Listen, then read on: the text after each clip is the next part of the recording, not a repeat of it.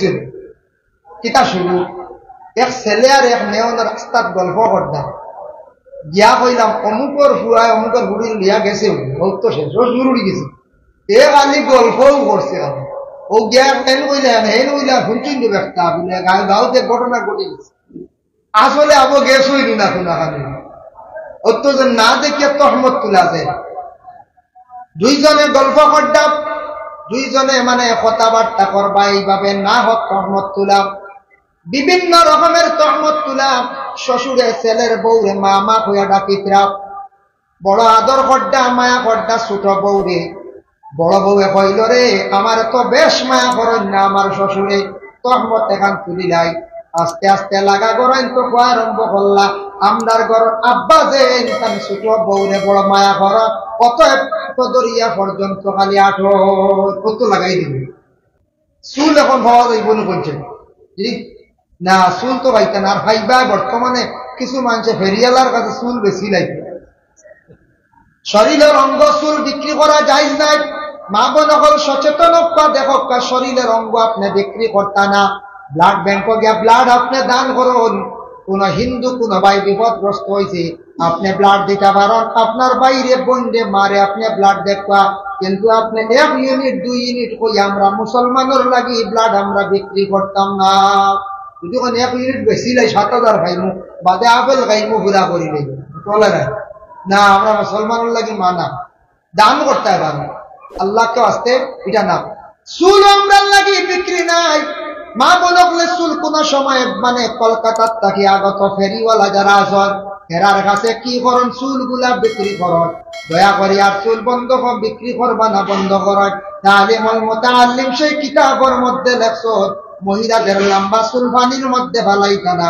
চুল আবার কেউ আউরি জ্বালাইবা না কিতাব থাকি আমরা ক্ষতি করব যার জন্য চুল গুলো একটা জায়গার মধ্যে হেফাজতে রাখবা আর কাপড় ব্যবহারকৃত কাপড় কোন কোন জায়গায় দেখবা বাড়ির সামনে ওয়ালো বেজান খালি কাপড় মেলিয়া দেবে আচ্ছা বেটা মানুষের কাপড় মেলিয়া দিয়েছেন বাধা নাই মহিলাগুলোর কাপড় রাস্তার দ্বারা রাস্তার সামনে বেটা মানুষের সামনে প্রকাশ্য সামনে মেলিয়া দেওয়া নিষেধ বলে ও নিষেধ কোন পুরুষে যদি কাপড় দেখিয়া বদগুমান করে সে গুনাহগার এর লাগে মহিলা গুনাহগার পুরুষ গুনাহগার মা বন্ধের কাপড় গুলা যতটুকু সম্ভব করা হেফাজতে রাখবা সড়কের দ্বারা রাস্তার দ্বারা বাড়ির সামনে গেইটা যদি মহিলাদের কাপড় যদি মেলিয়া দেওয়া হয় কোন পুরুষে যদি চায় মহিলারে তার প্রতি আকৃষ্ট করত কপাসার কাপড় পাইতে কোন অসুবিধা হইব নি না আস্তা কাপড় লিয়া যাইব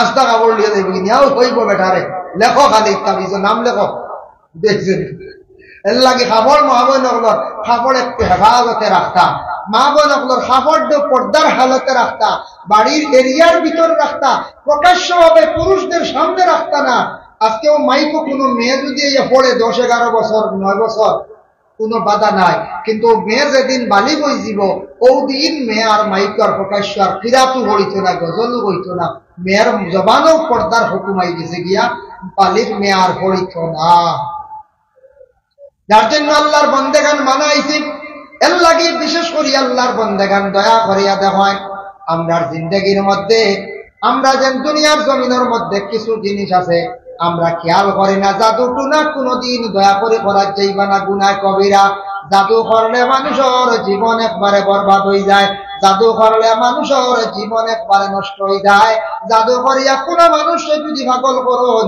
তাহলে আপনি কিয়ামতের দিন আল্লাহর দরবারে জবাবদিহি হইবা জাদু করলে হাসাও মানুষ নষ্ট হয়ে যায় কোন মানুষের টুনগুন ফরয় না নেই যেন করবা মানুষের লাইফ নষ্ট করবা কিয়ামতের দিন জবাব দিবা কি আল্লাহ ওয়াসের জাদু টুনা করিও না এটা বালা কাম নাই 3 নম্বর ওয়াকাতুন নাফসাল্লাতী হারামাল্লাহু ইল্লা বিল হক তুমি তানওয়ানা সত্য দম সম্পদের লোভে কোনো কারণবশত তুমি তানওয়ানা সত্য মানুষে কাতল করিও না ওয়াকাতুন নাফসাল্লাতী হারামাল্লাহু ইল্লা বিল হক ওয়াকুলুর রিবা তুমি তান সুদ থেকে বাঁচার চেষ্টা করিও এখন দেখো তো আমরা দেশের মধ্যে অনাসত্য মানুষে হত্যা করা গুনাহ কবিরা কিছু জায়গার মধ্যে আছে স্বামী স্ত্রী ডাক্তারের পরামর্শ নিয়া কিংবা তো কোন যুবক ছেলে মেয়ের সঙ্গে অবৈধ কাজ করছে মেয়েটা গর্ভধারণ করছে, পরবর্তীতে ডাক্তারের পরামর্শ নিয়ে মেয়েটার পেটের সন্তানকে নষ্ট করা হয়,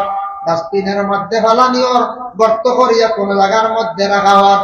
এইভাবে ছোট্ট ছোট্ট মায়ের পেটের সন্তানকে ডাক্তারের পরামর্শ নিয়ে যারা নষ্ট করডা, কিয়ামতের দিন অধিকাংশ এইভাবে যার যে মহিলার পেটে বাচ্চা ছিল, যে গার্জেন আসলা স্বামী হিসাবে বা পুরুষ হিসাবে, তাই কিয়ামতের দিন সেই বাচ্চা যখন বিচার চাইব আল্লাহর কাছে গিয়া কিন্তু সবাই আটকিবা।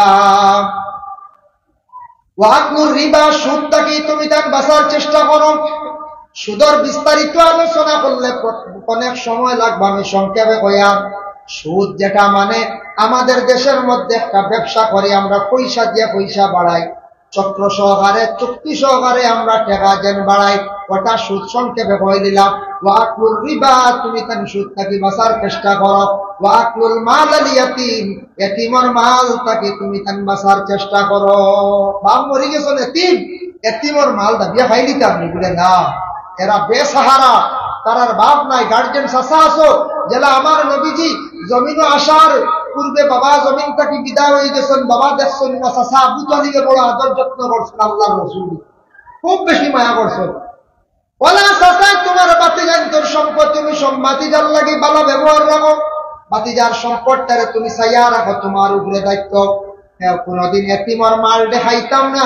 আল্লাহ কোরআনের মধ্যে ঘোষণা করেন ইন্নাল্লাযীনা ইয়াকুলুনা আমওয়ালাল ইয়াতামা যুলমান ইন্নামা ইয়াকুলুনা ফী বুতুনিহিম নারা ওয়া সায়াসলাউনা সাঈরা। আল্লাহ কইরা যারা এতিমের মাল খাইলো হে জুলুম করলো। আর এতিমের মাল খাওয়া মানে পেটো আগুন দোকান। বুঝবাইছো? ওয়াকুল মাল আল ইয়াতীম ওয়া তাওয়াল্লি ইয়াওমাজ যুহবি। ই হাদিসের ইবারত পাইছে যুদ্ধের ময়দানে গিয়া তুমি তান পিস দিয়ে গুলিয়াইও না। অবশ্যই এখন তো কোনো যুদ্ধ আমাদের দেশে চলেন না, যুদ্ধ খারাপ করেন বলে আমাদের দেশের মধ্যে মিলিটারি সিপাহী ফৌজি যারা আছে এরা যুদ্ধ করে।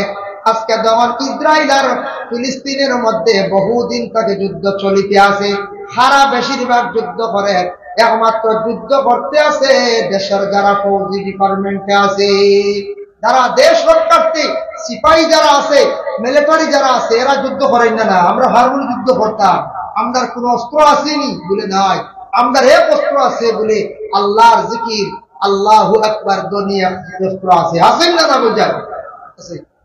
যার জন্য আল্লাহর বন্দেগান ওয়াকাসবুল মুহসিনাতিল মুমিনাতিল গাফিলাত, পাক দামন মর্দে এবং আওরাত তকলার উপরে না হক তুমি তেন তহমত তুলিও না। তহমত তুলা বুঝবাইছো? খালি শুনলাম আর ও শুরু করে দিলাম, বুঝবাইছো? কিতা শুরু? এক ছেলে আর এক মেয়ন রাস্তাত গল্প করতাম, গিয়া কইলাম অমুকর ফুয়ায় অমুকর হুড়ি লিয়া গেছে, তো শেষ জরুরি গেছে, এ খালি গল্পও করছে। ও গিয়া হেন কইলাম হেন কইলাম শুনছেন তো একটা বলে গাঁওতে ঘটনা ঘটে গেছে। আসলে আবো গেছ হইল না শোনা খালি অত না দেখিয়া তহমত তুলা যায়। দুইজনে গল্প করতাম, দুইজনে মানে কথাবার্তা করবা, এইভাবে না হোক তহমত তুলাম, বিভিন্ন রকমের তহমত তুলাম। শ্বশুরে ছেলের বউরে মামা হইয়া ডাকিতরা, বড় আদর করডা মায়া করডা ছোট বউরে। বড় বউয়ে কইল রে আমার তো বেশ মায়া করেন না আমার শ্বশুরে, তহমত এখান তুলিলাই। আস্তে আস্তে লাগা করেন তো আরম্ভ করলা, আমরার ঘর আব্বা যে ছোট বউরে বড় মায়া কর, অতএব দরিয়া পর্যন্ত খালি আঠো কত লাগাই দিবে পঞ্চবেলা ইয়া আল্লাহ ইয়া আল্লাহ। এবারে বুড়ে বেটার হাসতে হতো।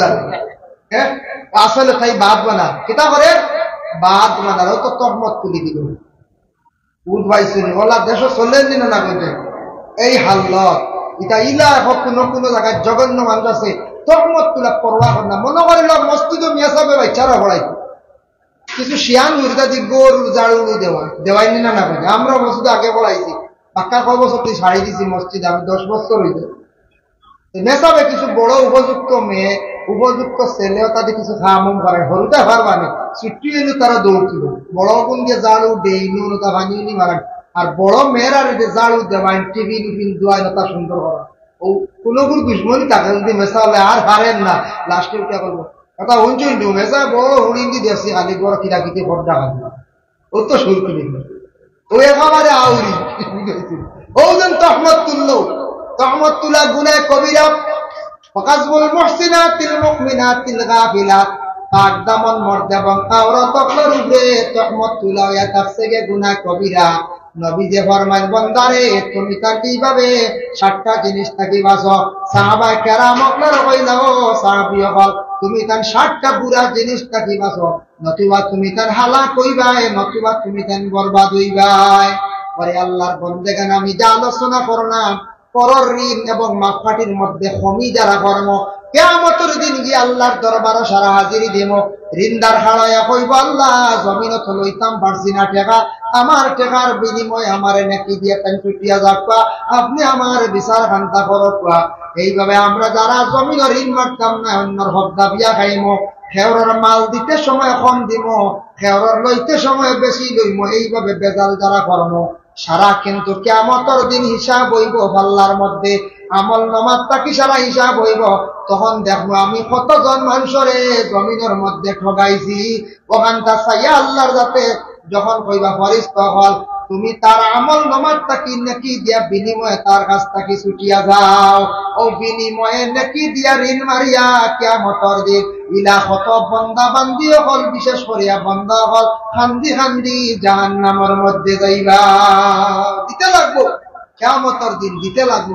যদি কই না না এটা খান্দি খানো কিয়ামতের দিন, এটা খানো এটা বহুত দূর, বহুত দূরে না, এখানে কিয়ামত হইমুন না হয়ে যায় পাইমো। এর লাগি আমরা হুশ করতাম।